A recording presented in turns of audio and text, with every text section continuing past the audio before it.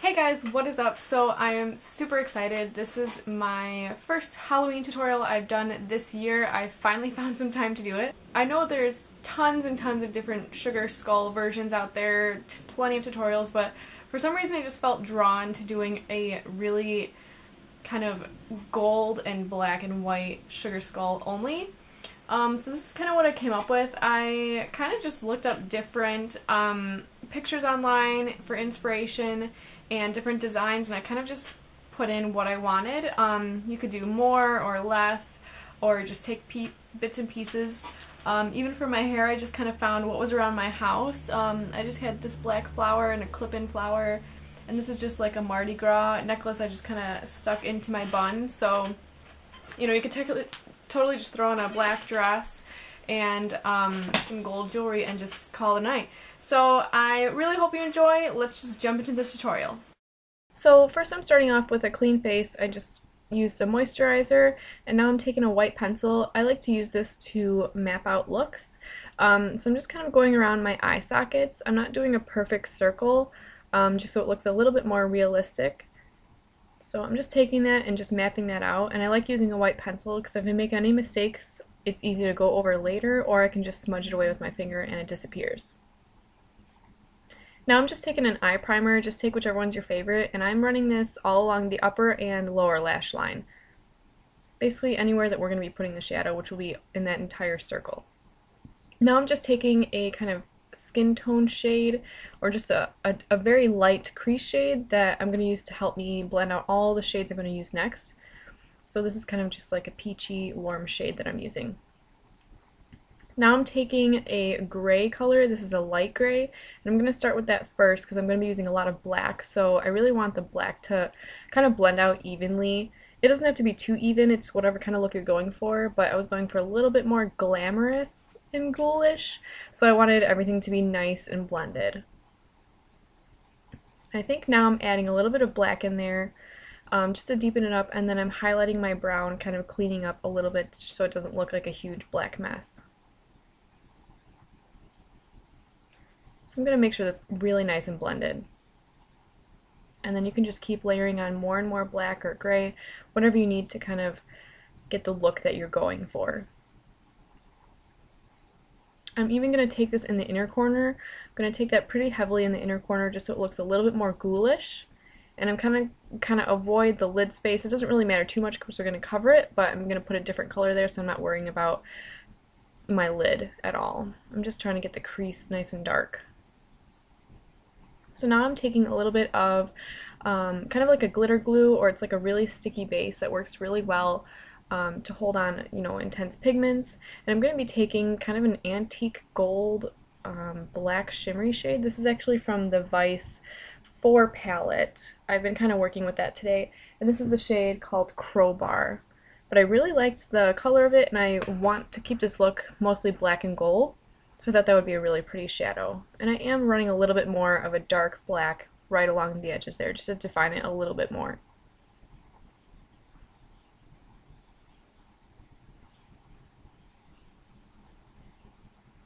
I'm just kind of making sure, again, that's all really blended and smooth. You can get it to the desired depth that you want. If you want to go a lot lighter, you can. I thought this would be a good opportunity to go really dark. So now I wet my brush a little bit, and I went in with that same shadow, and you can see just wetting it makes a little bit of that yellowy gold shadow stick out a little bit more. Another good pigment for this would be Makeup Geek's Utopia. That would be really nice, but I just got this palette, so I really wanted to use that shadow. And I think again I'm going to pop a little bit of a gold shadow too. Any gold shadow will work, but I just put a little bit of that just in the center to even emphasize that even more. And I'm also taking a glitter liner. This is just in like a yellowy gold, and adding even more glitter. So now I'm taking just a NYX Jumbo pencil, and I'm running that along the lower lash line, and then I'll be setting that with the same kind of goldy shadows in like kind of an emerald green, or I'm sorry, not an emerald green, more of like a forest green. I think that's from the Lorac Pro 2, if you know which one I'm talking about. I think it's called Jade or something like that. But I'm just kind of using that, blending it out with another gray shadow all the way down to the edges of the white pencil. So basically that whole circular portion is filled in. Then I'm taking more of that glitter and just putting it on the inner corner just for a little pop of interest. And then I'm going to be doing foundation. So I'm just kind of using the foundation that's my skin tone. I'll be highlighting certain points of my face later on, but I didn't want to just use straight up white face paint because I did need some coverage. But again, it's up to you. So now I'm grabbing my MAC Chroma Cake. This is just in white. I was excited to use this because I was out of my white body paint. So I just water activated it with some water and brushed it upon like the tops of my cheekbones, the bridge of my nose, top of my lip, just anywhere I want to be really highlighted. I'm going to do my forehead too in a minute. And then I'm just blending it out with the same foundation brush, and I really, really liked the look it gave. Even though this is water activated, it blended in really, really nicely with my foundation. I was really, really happy with it. And I'm just patting, I'm not swiping too much because it can be kind of tricky when you add a little bit of water to your foundation. You can kind of wipe it away, especially with these water activated paints. But if I just pounced it with the kabuki brush, it blended it out perfectly. I was so happy with it.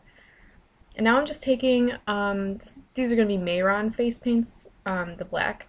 I'm just taking that on a small brush and I'm outlining the eye socket. And you can use a smaller brush. I'm using kind of a bigger brush.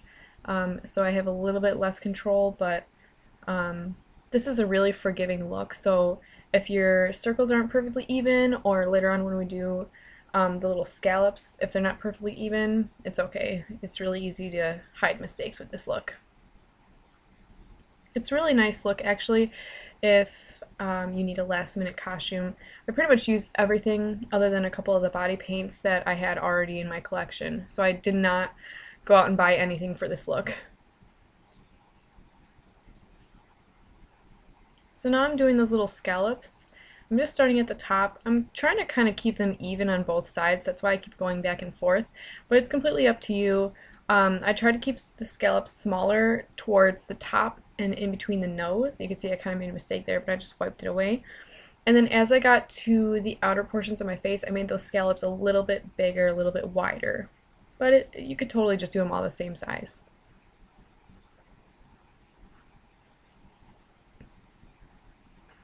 Then I just decided I wanted to contour the face, so I'm using the taupe blush from NYX. This was a little bit warmer than I expected it to be, but I think it worked out fine because everything's so cool in the face already. So I took that on the temple, down the sides of the cheeks, down the nose a little bit, under the nose, just to look a little bit more hollowed out. And a little bit under the lip too. And then I just took a bigger brush and blended that out a little bit more. But you can get away with a pretty harsh contour with this one.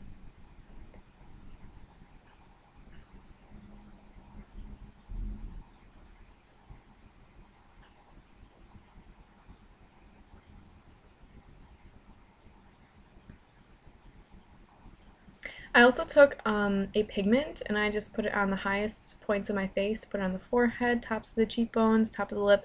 I just wanted to highlight, and it's a very stark white pigment, but it worked out really pretty. So I have one eye done there. What I did was I just took a small little brush and I took just the goldest shade I had, or any gold shade that you like, and I filled in those little scallops with the gold. Then I went around and kind of cleaned it up with a liquid liner. You could just go back in with the black paint, or you could just leave it how it was. It's up to you. Then I just popped a little bit of lash glue. You could use clear, or I'm using the black, but you really don't see it. And I'm just sticking a little dot of that. You really only need a tiny bit. And then I'm just taking sequins and popping those on over the little scallops. And I kind of like how it came out, and the sequins matched the eyeshadow perfectly. So now I'm taking a little bit of liquid liner. This is completely optional. Honestly, it didn't really make that big of a difference because I'm going to put on ginormous lashes, so you really won't notice it. But if you want to just do a little bit of liquid liner and some mascara, then you'll totally be good. So now I'm going to add these lashes, and I pop those on, make sure they're sticking down. And I did put on mascara before I put on the lashes. And now I'm going to go through and kind of just do a couple details. I'm going to do a little spiderweb, really easy. I mean, these last finishing touches took me about 10 minutes if anything. So you can kind of just see what I'm doing, just making little kind of half moon shapes. And I'm going fairly quickly, so you really don't have to take too much time with it. And then I'm just making some swirls, and they're really not even, but it comes out looking okay, because if it's kind of ghoulish, it doesn't have to be perfect. And the main focus is the eyes anyways, so all this is just extra. And if you wanted, you could add more sequins to any of this, more glitter, but I thought it would be nice just to keep the details more simple.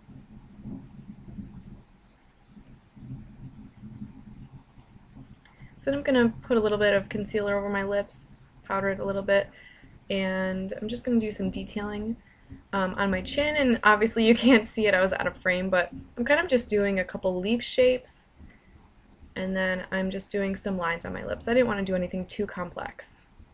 So if you are eating at a party or anything like that, and any of this rubs off in the mouth area, then you're okay. It's not going to ruin the look at all. Then I'm just doing some swirls along the sides. There's lots of ideas online, many different versions of Sugar Skull makeup looks, so you could just pick and choose, you know, which little features you like from each one, and just add it into your look. So I'm just doing various little details here and there. And it really does make the look if you do the little details, so I liked that a lot.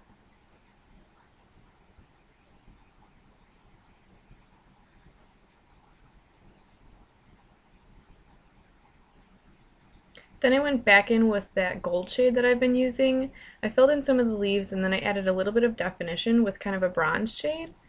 And it's just subtle, just to add a little bit more detail. And I'm just going to add detail throughout the face with that gold.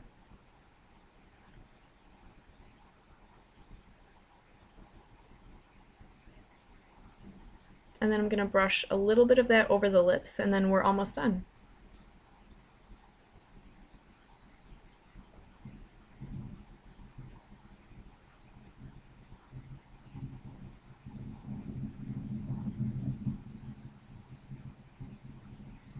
I decided to go in last minute and add a little bit of detailing on the nose, just to make it a little bit more skull-like, but you can do this any way you like. There's plenty of different ways to do the nose, but I kind of liked the little upside-down heart shape.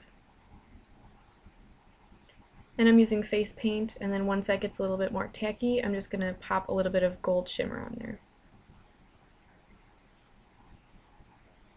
And that's about it. And that completes the look. So I'm really excited with how it came out. I've been waiting like all year to pop out these lashes and just go crazy. So I hope you enjoyed, and I'll see you guys next time. Bye-bye.